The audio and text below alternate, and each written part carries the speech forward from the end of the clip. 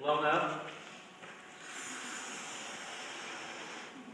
And she was skipping through the church with that balloon, and she came into the sanctuary where her dad, the pastor of the church, was preparing for the service. And as she skipped down through the church with that balloon, the balloon got caught on the sharp edge of one of the pews. It was no more.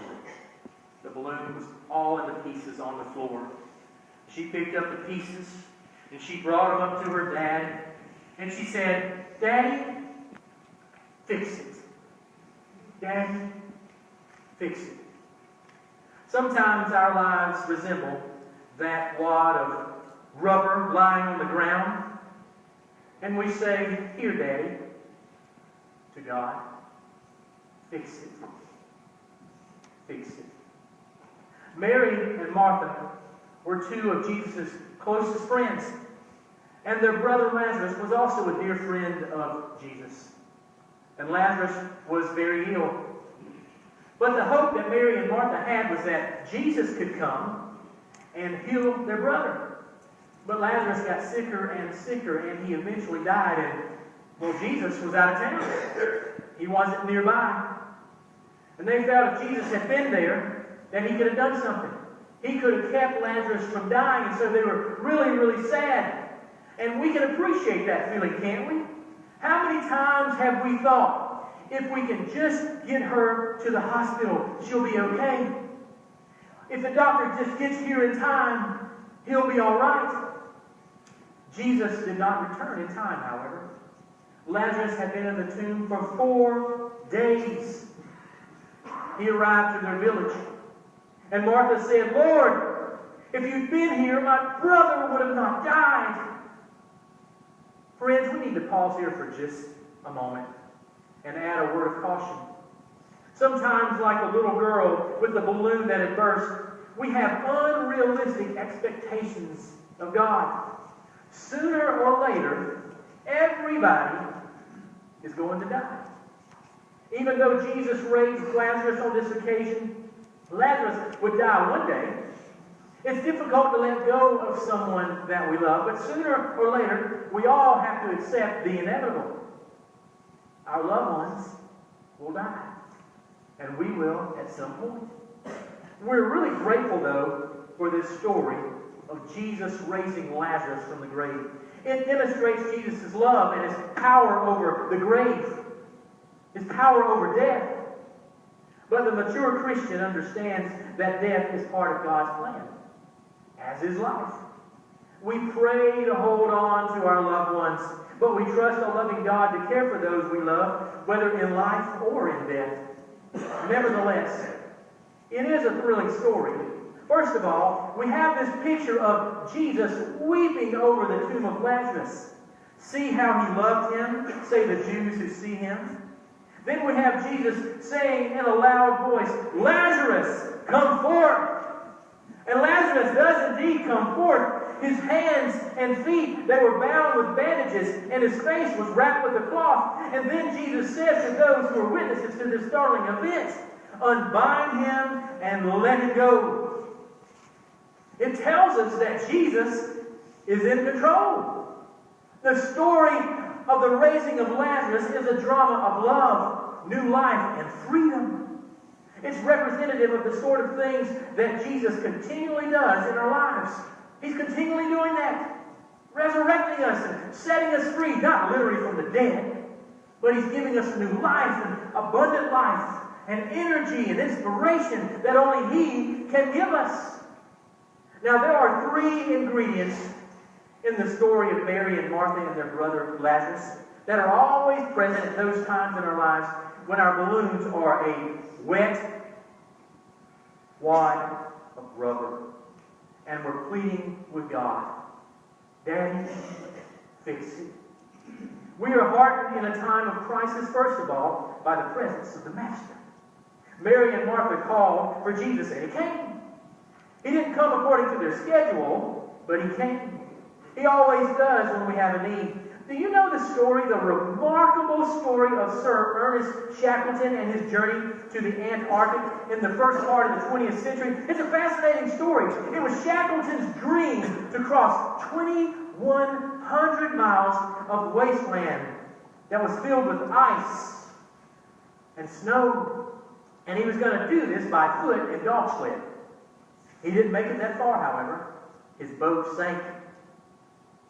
He and his men started out trudging over the drifting ice floes, trying to reach the nearest land, nearly 200 miles away, and the nearest human outpost was nearly 1,200 miles away. They towed behind them a lifeboat weighing nearly a ton. When they finally reached waters clear enough of ice to navigate, they faced waves as high as 90 feet. Can you imagine that? 90 feet. Finally, yay, miraculously, they reached a South Georgia island, only to discover that they were on the wrong side of the island. They had to cross a 10,000 high mountain. 10,000 foot high mountain that had never been crossed before. The story of that crossing, as related in the book Endurance, is an amazing story, and I encourage you to read it. Endurance. When they finally reached their destination, almost 7 months after they began that journey, 7 months now, they were so bedraggled that their friends did not recognize them. But here is what is particularly significant. I want you to hear this.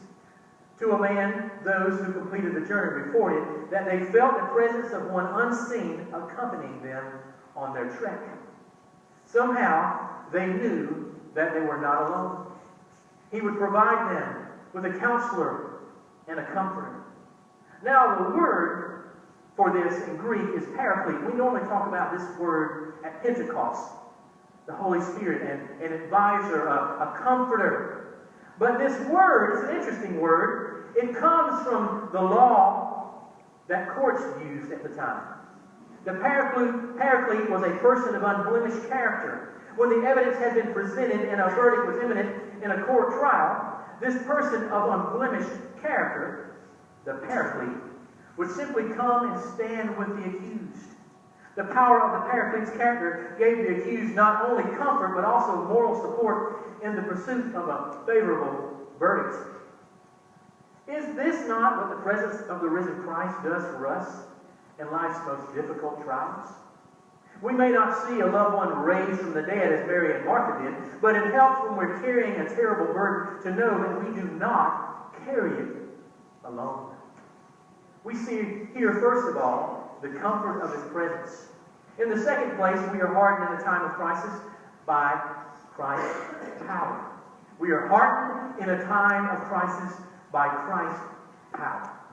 Every follower of Jesus Christ needs to understand that Christ has power over both life and death. Otherwise, we have no news that is ultimately good news. He has power over life and death, and that is good news. Without that news, we have no good news. He is the good news. He is the power. He is the strength. He is the inspiration. John Hoffman, in his book, Who's in Charge Here, tells about Robert Dick Wilson. He was a great preaching professor at Princeton Theological Seminary. One of Dr. Wilson's students had been invited back to preach in Miller Chapel 12 years after his graduation. Old Dr. Wilson came in the class and came up to the front of the chapel, and he had his cane. And at the close of the meeting, the old professor came up to his former student, cocked his head to one side, and he said, "If you come back again, I will not come here to preach. I only come once. And I'm glad that you are a big God." You heard me right. I'm glad that you are a big God.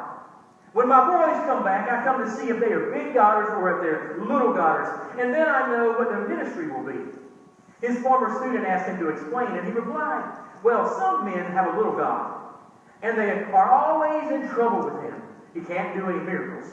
He can't take care of the inspiration and transmission of the Scriptures to us. He doesn't intervene on behalf of His people. They have a little God, and I call them little godders. Then there are those who have a great God. He speaks, and it's done. He commands, and it stands fast.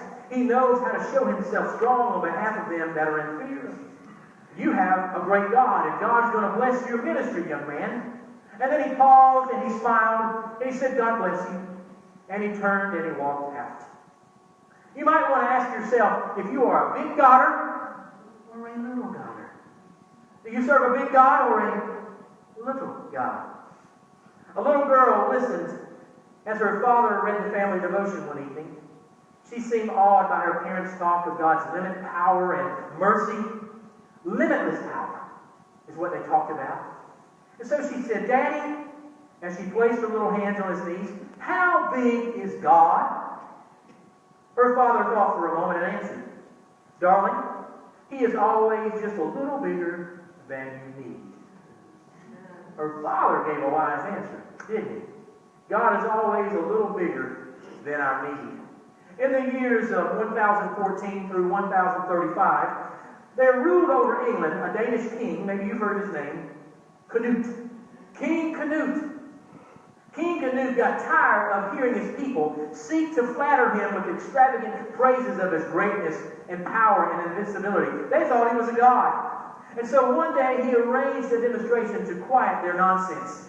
He ordered his chair to be set down on the seashore, where he commanded the waves not to come in and wet him. No matter how forcefully he told the tide not to come in, his order was not followed or obeyed. Soon the waves lapped around his chair. He was soaking wet. One historian tells us that therefore he never wore his crown again, but he hung it on a statue of the crucified Christ. Maybe you and I need to try that the next time we go to the beach. You want to give it a shot? Get your chair, sit out there and say, "Don't wet me. Don't overcome me." You know, it's a beautiful thing when you look at Isaiah 43 and you read when he says, "Do not fear, for the waves, they will not overcome you." He's talking about the wave of fears and problems that we have. He's not talking about a wave in the ocean. Because, ladies and gentlemen, let me tell you, you have no chance when a wave's going to come over the top of you.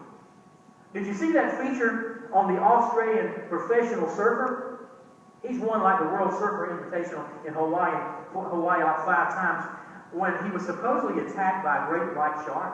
And they caught it all on video. He's on his surfboard, and you would think they had it captured from video. They were in a plane above him, and they had it captured. And amazingly enough, the only thing that the shark bit was the red rope that was attached to him in the surfboard. He was okay. You would think after that encounter with the 1,700-pound great white shark that he would never surf again. Wrong. 3 months later, he surfed again and he won another title. To me, and they didn't say this, but he was a man of prayer. To me, he didn't let fear conquer him, especially doing the things that he desired and wanted to do.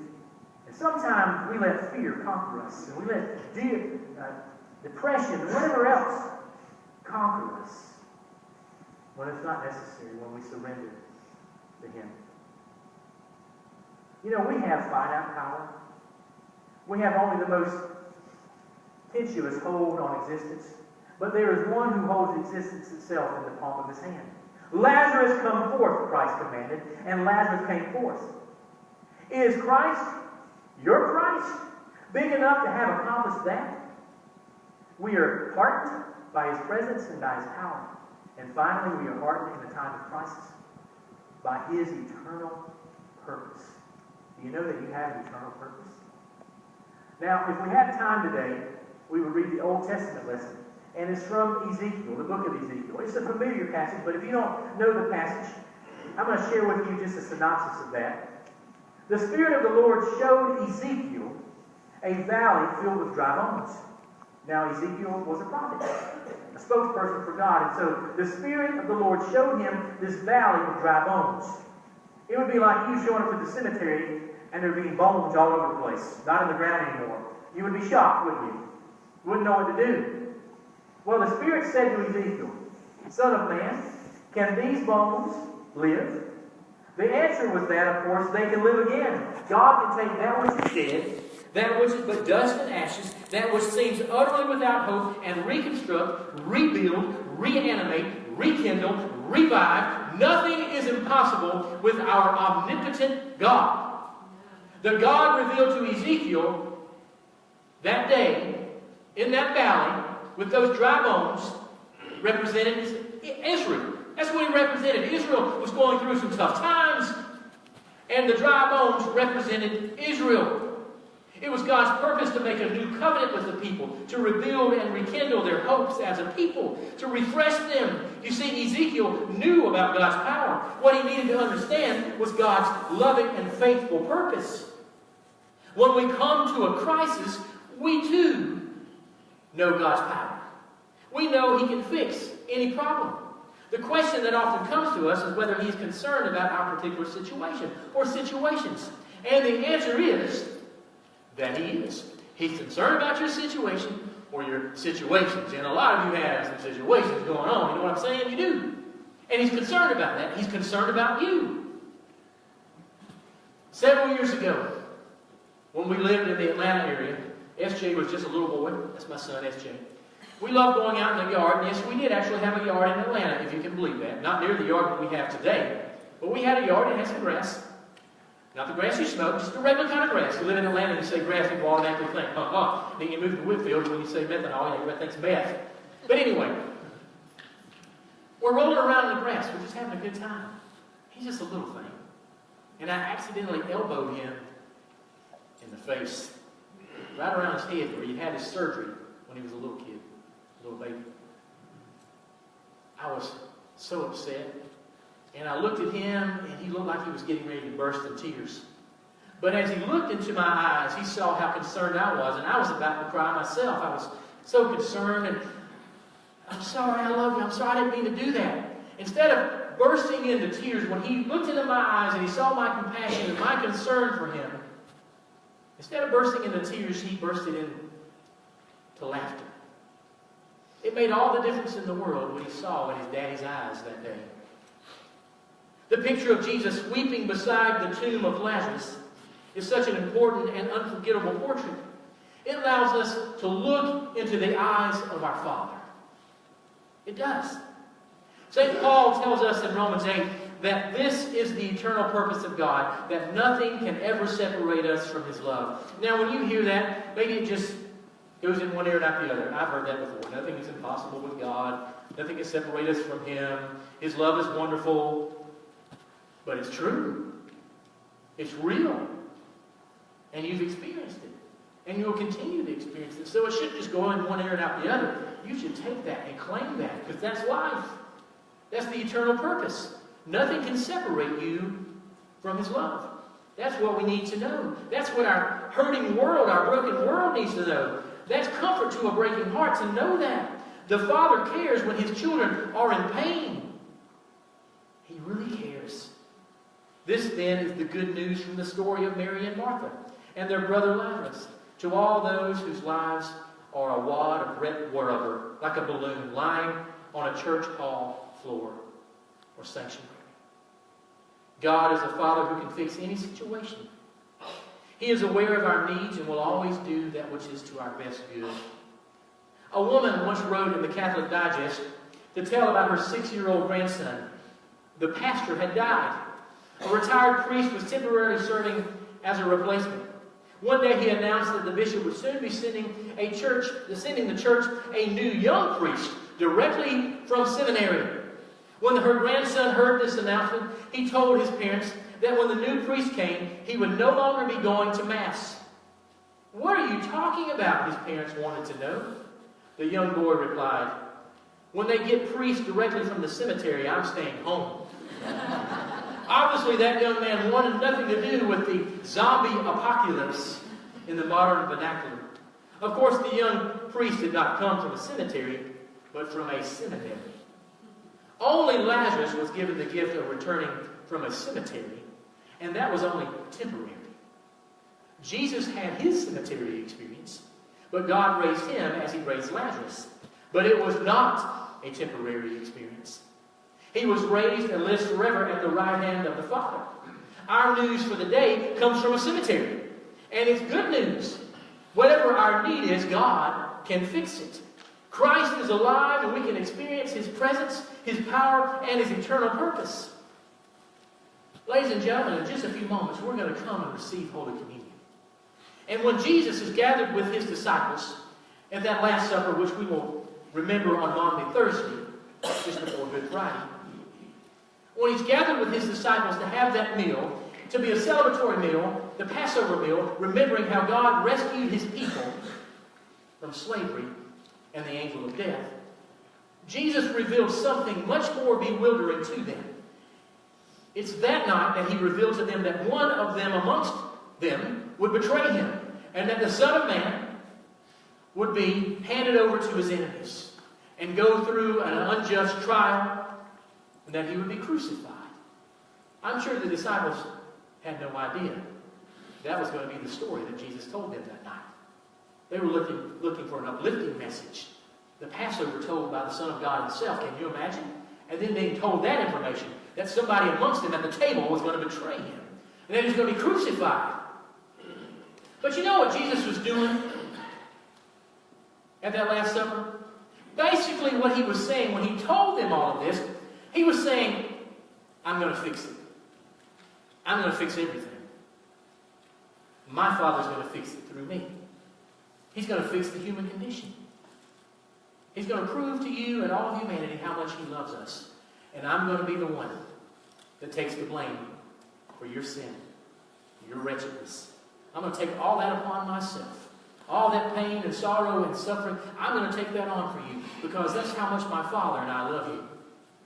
I'm going to do that. That's not going to be the end. I will resurrect in 3 days. So in essence, what he's telling us right now in this service, he's saying to you, I'm going to fix you. And I'm going to fix you with love. If you will be faithful to me, I'll help fix your marriage. I'll help fix that broken relationship with you and your estranged child. I'll help fix that issue you have with your finances. But folks, let me tell you something. Many times he uses others to help fix the problem. You know what I'm saying? He sends others into your life and you don't even recognize it or know it. You're constantly saying, God, where are you? Why won't you answer my prayer? Won't you repair my life? And you got Stephen ministers in this church, trained counselors in this church, you got a pastor in this church, you got a congregation here that loves you. We got people that will pray for you. We got people that will bring a meal to you. We got people who will show up at your house, who will come and be with you in times of need. We got small groups galore in this church. We got Sunday school classes. We got dinner groups, lunch groups, you name it. We've even got Romeo, retired old man eating out, to be there for you. And that is God. That's Him. He's fixing you through this church and this community and through His people. Do you understand that? So rather than asking that question all the time, why God and where are you at?